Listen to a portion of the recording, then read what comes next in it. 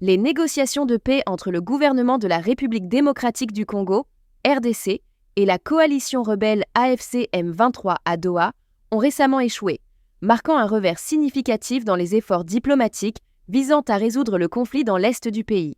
Après plus d'un mois de discussion, la délégation de l'AFC M23 s'est retirée, accusant Kinshasa de bloquer le processus en insistant sur des conditions jugées inacceptables, notamment la reconnaissance des liens entre le M23 et le Rwanda. Nanga en perte de vitesse. Est-ce que vous avez la COP na Tshisekedi? Mais vous avez la COP na est-ce que vous avez la COP na Chilombo? Mais vous avez la COP. Parmi bateau bayebi Chilombo mingi na Congo ngana za na kati. Yangwana vous avez la COP na Doha. Na yebi ke Chilombo azamu kya lokuta. Kabali solo bo sola nini? Azamu ibi. Bozo solo la nini? Akoki ko kamba mboka te. Oui, siko bozo solo la nini? Na yebi saki yo ke biso. Toza na COP moko na yete. Kosa la COP na ye ezali ko se compromettre. O ezo salema kuna. Tozali koloba na yebisi yo pona nini tozwa tokomaka na niveau ya bitumba ndenge tokomile. Po tolobi ke makambo eza na Congo. Ezali ke tozali su na etate. FARDC a bomango. Police koloba kututi. Daza bato ba trakaseni. Justice est comment atia baluba. Nord Kivu, enlèvement de 2 agents de l'ONG Chukseper à Rumangabo. Les premières informations font état de l'enlèvement de 2 agents de l'ONG Chukseper, survenu en milieu de journée le vendredi 6 juin 2025 à Rumangabo, une localité située au sud du territoire de Rutshuru, dans la province du Nord Kivu. Selon des sources, l'incident s'est produit aux environs de 10 heures à Maoura, une agglomération entre Buvunga et Rumangabo. Les preneurs d'otages ont intercepté le convoi des agents en provenance de Rutshuru, tirant plusieurs balles lors de cette attaque. D'après la RTPA, à 14h30, aucune communication n'avait encore été émise par l'ONG suisse HEKSEPR. Il convient de noter que l'organisation était en train de réaliser un projet de distribution d'argent aux populations retournées dans la zone de Kisigari. Après l'axe Kabaya, c'était au tour de la population de l'axe Kayenzi-Rumangabo de recevoir cette assistance ce vendredi. Cet incident se produit moins de 5 mois après un enlèvement similaire survenu à Kikuku, dans la chefferie de Bwito, où 3 membres du personnel de l'ONG avaient été tués par des bandits armés. Suite à cet événement tragique, l'organisation avait temporairement suspendu ses projets dans le territoire de Rutshuru. L'ambassade de la République démocratique du Congo, RDC, au Burundi, a exprimé son indignation suite à la collaboration annoncée cette semaine à Goma entre les autorités rebelles de l'AFC M23 et le mécanisme conjoint de vérification élargi, MCVE, de la Conférence internationale sur la région des Grands Lacs Isboché, CIRGL. Cette réaction a été confirmée par Alphonse Netumba Luaba, coordonnateur du mécanisme national de suivi de l'accord d'Addis Abeba. Dans une lettre datée du 3 juin et adressée au secrétaire exécutif de la CIRGL, l'ambassade de la RDC à Bujumbura a réagi à une rencontre tenue la veille, le lundi 2 juin, entre une délégation du MCVE et les autorités rebelles de l'AFC M23 dans le Nord Kivu. La délégation, conduite par Lucky Cholwe, coordonnateur du MCVE, a discuté avec le gouvernement provincial rebelle sur des questions liées à la paix, la sécurité et la stabilité, selon des sources proches d'Oka de la rébellion.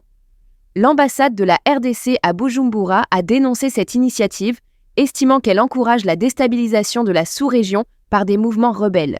Elle considère que cette collaboration viole les principes de l'Union africaine et des organisations œuvrant pour la paix dans la région. Dans sa lettre, l'ambassade de la RDC à Bujumbura estime qu'elle est en droit d'exiger des explications du secrétariat exécutif de la CIRGL. Elle demande à cette instance régionale de clarifier sa position vis-à-vis du gouvernement de Kinshasa et de la rébellion de l'AFC M23, qui occupe actuellement des pans entiers des provinces du Nord Kivu et du Sud Kivu, avec le soutien de l'armée rwandaise.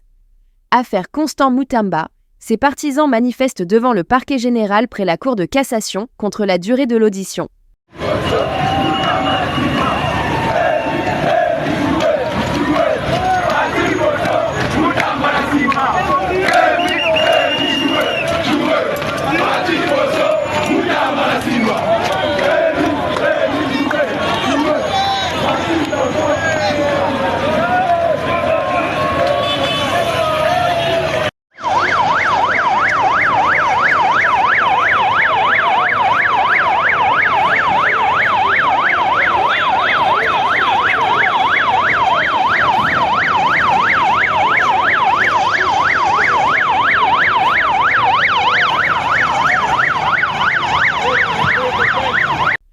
RDC, une année sous le gouvernement souminois, la ministère Noëlla Ayeganagato a affirmé dans une vidéo consultée vendredi par l'ACP que la jeunesse de la République démocratique du Congo est le moteur du développement national. En seulement 1 an d'action, la ministère de la Jeunesse et Éveil patriotique, Ayeganagato, place la jeunesse congolaise au cœur des stratégies de croissance du pays. Il faut une part essentielle de la qui s'est réfléchir, tout ça n'a pensé, tout ça n'a pas boé, tout le monde n'a bilé là, tout quotidien d'action, ma caméra changer.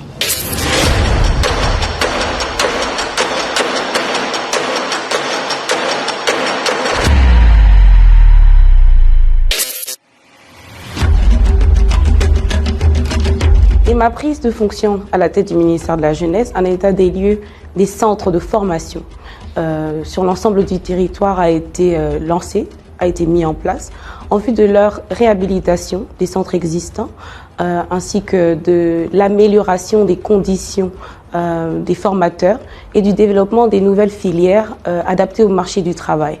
Parallèlement, des démarches juridiques ont été engagées pour sécuriser le patrimoine du ministère, notamment les centres d'insertion socio-professionnelle, ouvrant la voie à des indemnisations stratégiques. L'une des actions phares demeure la création d'un comité de réinstallation par arrêté provincial du Haut-Katanga pour encadrer la délocalisation du centre Lukuni 1 et permettre une indemnisation capable de financer les objectifs du programme d'action du gouvernement 2024-2028 au sein de mon ministère.